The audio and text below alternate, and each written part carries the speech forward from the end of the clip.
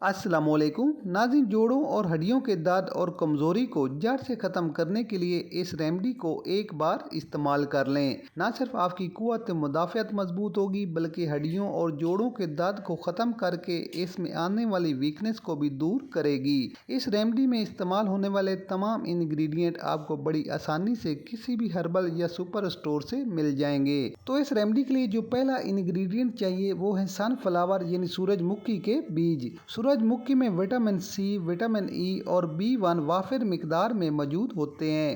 اس کے علاوہ اس میں بہت سے اسینشل منرل بھی موجود ہوتے ہیں جو ہماری ہڈیوں کے لیے بے حد مفید ہیں۔ تو 50 گرام سورج مکھی کے بیج لے لیں۔ سیکنڈ ہم لیں گے پمپکن سیڈ یعنی کدو کے بیج۔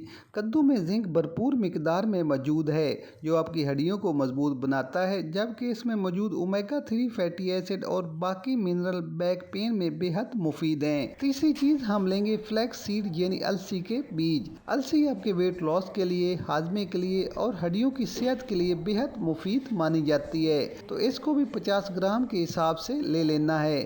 یہ آپ کو ہڈیوں کی کمزوری اور جوڑوں کے درد سے نجات دلائے گی۔ اس کے ساتھ چوتھی چیز ہم لیں گے سیزم سیڈ یعنی سفید تل۔ تل کے یہ بیج کیلشیم، میگنیشیم، سیلینیم، کاپر اور پوٹاشیم سے بھرپور ہوتے ہیں۔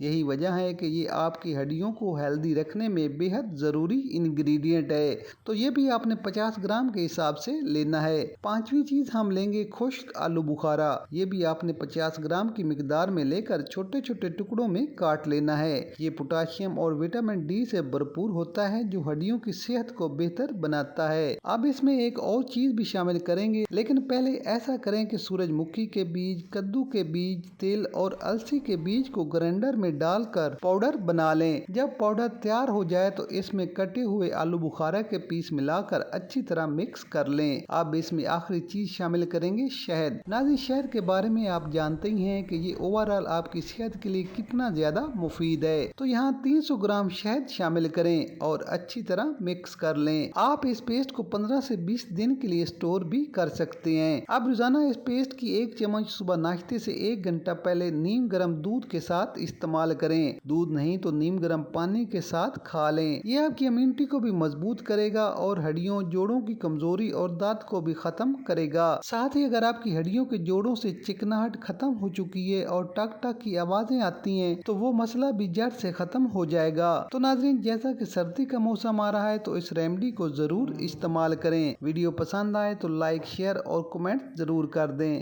ملتے ہیں نئی ویڈیو کے ساتھ۔ اللہ حافظ۔